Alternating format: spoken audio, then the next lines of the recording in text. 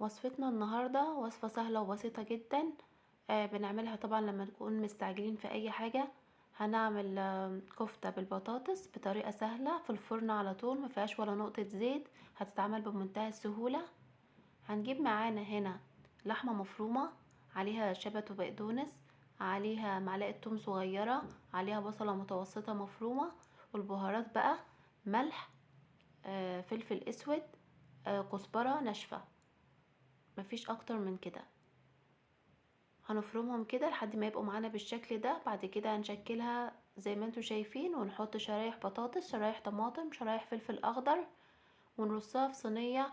وبعد كده هنجيب طماطم معصورة ومتصفية وهنحطها فوق الوش، ومعاها حبة فلفل اسود وملح، وتدخل الفرن. هتطلع معانا بالشكل ده.